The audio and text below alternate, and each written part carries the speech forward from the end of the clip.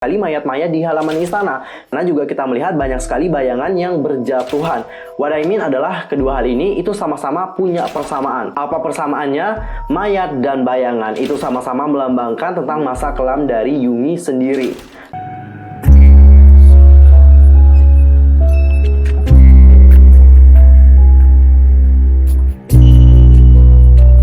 Halo, what's up guys, I'm Yusul Kim, welcome back to my channel. Gimana kabar kalian hari ini? Pastinya baik-baik aja kan? Nah, for this time kita akan ngebahas teori dari Agus D yang Decwita. Oke, sebelum kita masuk dan membedah teorinya bersama-sama, pastikan dulu untuk bantu perkembangan channel aku dengan cara subscribe, like, and comment. Follow Instagram aku di @yusulkim, follow juga fanspage aku di Facebook yaitu Detektif Teori. Thank you so much. Oke, tanpa basa-basi lagi, yuk kita masuk ke topik pembahasan. Nah, dalam pembahasan teori ini seperti biasa nih, untuk mempermudah supaya kalian cepat mengerti, aku akan bagi jadi beberapa poin. Di poin pertama, kita akan membahas tentang judulnya terlebih dahulu. Di poin yang kedua, kita akan membedah lirik lagunya. Dan di poin yang terakhir, barulah kita membedah makna dari musik videonya. Untuk pertama, kita akan mulai terlebih dahulu untuk membedah judulnya, yaitu Decwita. Judul lagu Decwita merujuk pada musik militer tradisional Korea. Pengaturan ini biasanya dilakukan dengan instrumen angin dan perkusi. Dalam gaya militer sejati, itu dilakukan sambil berbaris dan mengenakan pakaian militer yang tepat. Dalam sebuah wawancara mixtape, di saat Yumi ditanyakan bagaimana ia menggambarkan judul lagu tersebut, ia menjawab, Decwita adalah lagu yang diputar ketika raja sedang dalam prosesi. Dicatat aja ya, poin yang sangat penting. Ini juga telah diungkapkan oleh Suga sendiri. Decwita adalah lagu yang diputar ketika raja sedang dalam prosesi. Ini adalah poin yang penting banget, kalian catat ya dan pahami. Jadi tadi adalah ulasan sedikit mengenai judul lagunya. Dan sekarang kita akan masuk ke poin yang kedua, yaitu untuk membedah lirik lagunya. Wait, sebelum itu aku mau nanya dulu sama kalian. Ada nggak sih dari kalian yang heran kenapa di sini Suga menggunakan nama Agus D? Kalian pengen tahu kenapa? Jadi dalam wawancara dengan Time, si Yumi ini mengungkapkan perbedaan antara Suga dengan Agus D. Katanya si Suga dengan Agus D, ia dapat mengungkapkan secara terbuka dan dapat menunjukkan sisi yang lebih mentah kepada dirinya sendiri. Udah paham kenapa dia menggunakan nama Agus D? Yaitu untuk dapat mengungkapkan secara terbuka ya, dan dapat menunjukkan sisi yang lebih mentah kepada dirinya sendiri. Udah paham? Aku yakin banyak banget dari kalian yang belum paham. Tinggal kalian pahami aja ya kata-kata dari Suga tadi. Dan sekarang kita akan lanjut membedah lirik lagunya. Oke, di bagian verse pertama, kalian kalau perhatikan liriknya itu udah jelas banget ya. Jadi Suga di sini menjelaskan sedikit tentang masa lalunya, di mana saat ia belum sukses dan di saat ia sekarang sudah sukses bersama dengan BTS, mereka menjadi lebih sibuk banget dan mempunyai banyak urusan pribadi, sehingga mereka harus punya kendaraan pribadi seperti jet untuk melakukan perjalanan bisnis. Gak hanya itu saja, di sini Suga juga mengajak kita semua nih untuk mengenal yang namanya Raja Gwanghae. Ada bait lirik yang disinyalir mengambil referensi dari film Masquerade, di mana pemeran rajanya itu sedang menghindari ancaman pembunuhan secara konstan.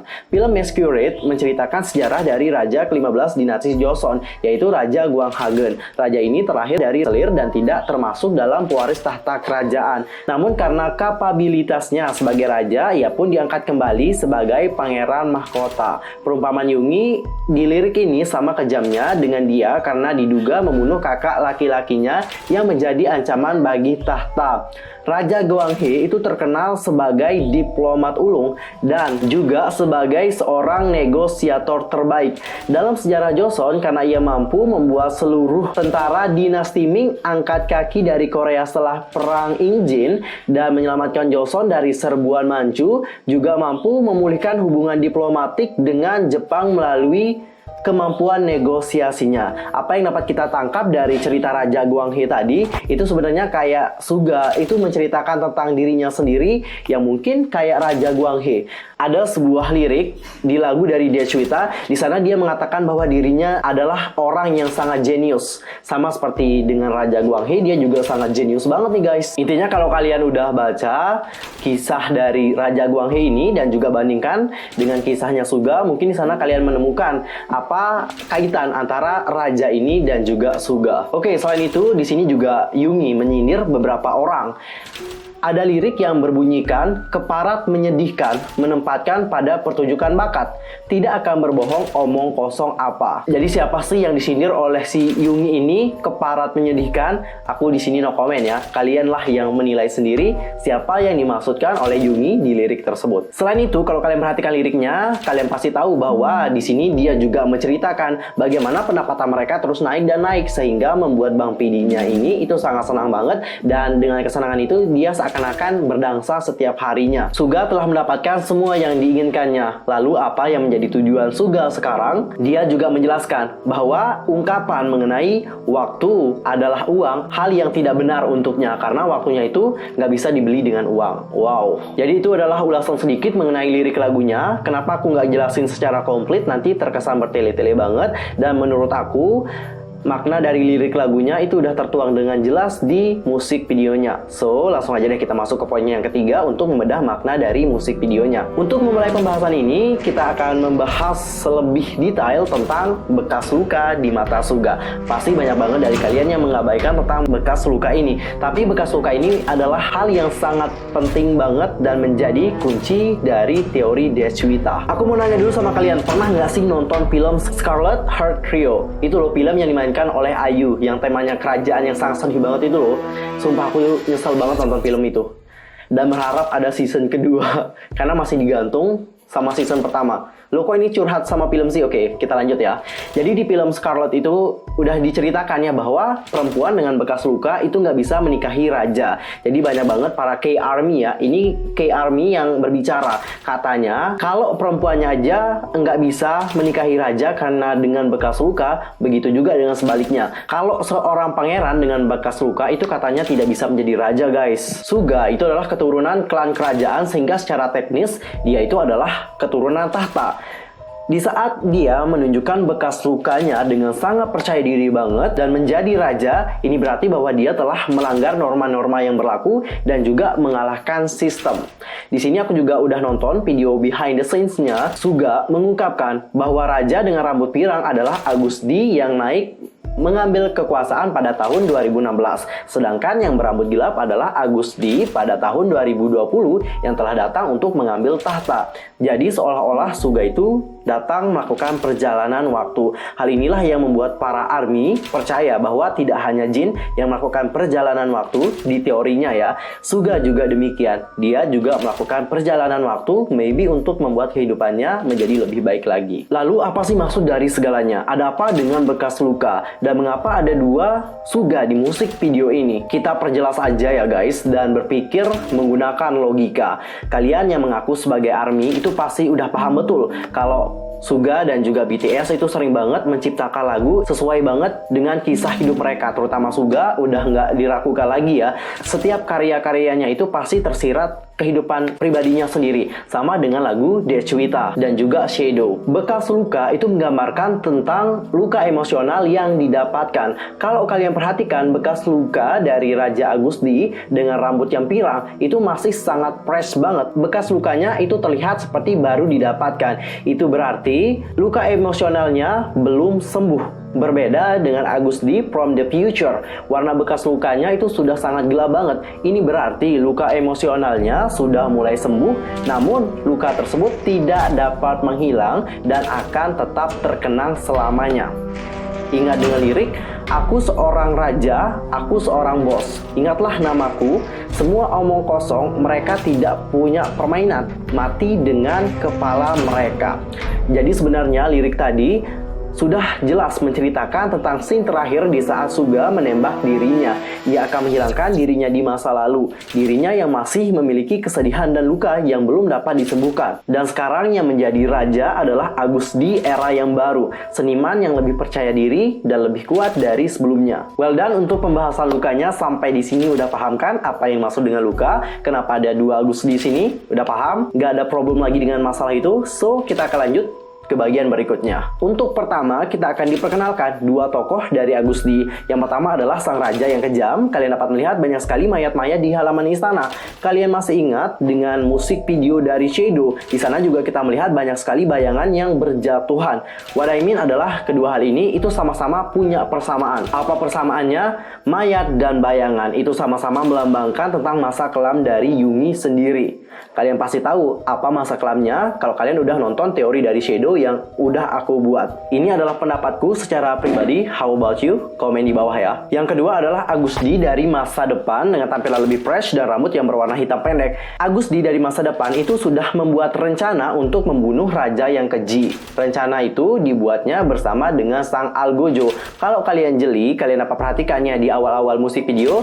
Suga dengan sang Algojo akan bertemu di pasar. Di sanalah rencana mereka dibuat. Cerita yang berada di musik video ini itu sekilas mirip banget dengan dongeng Prince and the Pauper yang ditulis oleh Mark Twain. Dongeng tersebut mengisahkan pangeran Inggris yang bernama Edward dengan Tom yang bertukar peran karena mereka punya paras yang sama. Lalu bagaimana sih untuk membedakan mereka mana pangeran yang asli dan mana pangeran yang palsu? Jadi pangeran yang asli di sini mempunyai identitas Great Seal of England. Sedangkan dalam musik video Suga, hal yang menjadi identitas dari Agusdi yang asli adalah sebuah kunci dengan hiasan batu giok. Dalam musik video ini juga, Agusdi yang berambut pirang diceritakan sebagai Yeon Sang-gun, raja ke-10 di dinasti Joseon. Ia dianggap sebagai seorang diktator yang paling buruk dari dinasti Joseon. Ia dikenal sangat sering melancarkan pembersihan berdarah atas bangsawan zombie. Tak hanya itu saja, ia bahkan menawan 1000 wanita dari berbagai provinsi untuk dijadikan sebagai penghibur istana. Dalam musik video ini kita melihat banyak terjadi pembersihan yang dilakukan oleh sang raja. Selain itu, Yeon Sang-gun juga menutup Song Kyung-wan Universitas Kerajaan dan kemudian menggantinya sebagai tempat hiburan di mana para gadis dan juga kuda-kuda dikumpulkan dari seluruh semenanjung Korea. Tentunya hal ini akan membuat para penduduk menjadi marah dan sangat benci kepada si raja ini, sehingga mereka pun menghina sang raja yang kejam dengan menggunakan poster yang ditulis dalam bahasa Hangul. Poster dengan bahasa Hangul. Ini adalah poin yang sangat kuat banget dan memperkuat ikatan antara teori ini dengan kisah dari Yeon Sang-gun. Ada poster yang dibawa oleh salah seorang backdancer lah istilahnya ya. Dia di sini membentangkan sebuah poster dan nantinya poster ini akan dilihat oleh si Raja Agusdi, yang mana nanti dia terlihat sangat marah banget ya. Kemarahannya itu diungkapkan dengan jari jempol yang ditaruh ke bawah seperti ini. So jangan heran ya kalau nanti Agusdi yang asli itu akan dibawa dan bersiap untuk dipenggal. Di saat ia akan dipenggal, kalau kalian perhatikan ya, kita akan melihat banyak banget orang tengah duduk.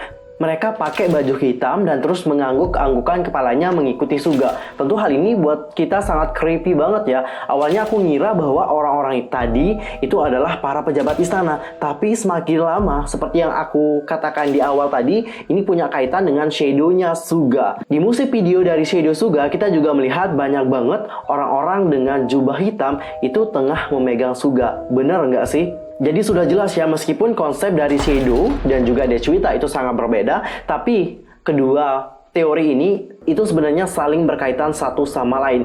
Yang dapat aku katakan kepada kalian semua adalah Dechuita itu merupakan kelanjutan cerita dari Shadow-nya Suga. Di Shadow kita diperlihatkan bagaimana ia ditipu daya dan dibuat tenggelam oleh bayangan akan masa lalunya. Namun di Dechuita ia menjadi pribadi yang lebih kuat sehingga menghilangkan dirinya yang lama dan menggantikannya dengan dirinya yang lebih kuat dan berbeda. Nah guys, well done untuk pembahasan teori Dechuita-nya Suga. Kesimpulannya adalah seperti yang aku bilang tadi, Dechuita itu adalah kelanjutan teori dari Shadow. Sekarang kalian dapat tahu ya bahwa Suga bukanlah orang yang lemah seperti yang dulu lagi. Dia bukanlah orang yang masih terjerat oleh tipu daya akan masa lalu yang kelam. Dia sekarang udah menjadi orang yang lebih kuat dan berbeda dari yang sebelumnya. Kalian sebagai para army sejati pasti tahu banget bagaimana Suga yang sekarang. Dia menjadi lebih kuat kan? Adakah dari kalian yang merasakan hal yang sama dengan aku? Komen di bawah ya. I'm Yusul Pamit guys, aku mohon maaf banget kalau ada kesalahan yang tadi sengaja. See you next time di video berikutnya. Don't forget to subscribe, like, and comment. Aku mohon maaf kalau ada kesalahan yang tadi sengaja. Dan aku mohon maaf banget kalau mungkin teori aku nggak sama dengan kalian. Karena kita semua itu punya pendapat yang berbeda-beda, nggak mungkin punya satu perspektif yang sama. Tergantung dari kalian mana yang harus kalian percaya dan mana masuk dalam akal dan logika kalian. Pilih mana teori yang menurut kalian sangat pas banget. Aku nggak maksa kok. Kalau kalian mau percaya, it's okay. Kalau nggak juga it's okay. See you next time. Goodbye.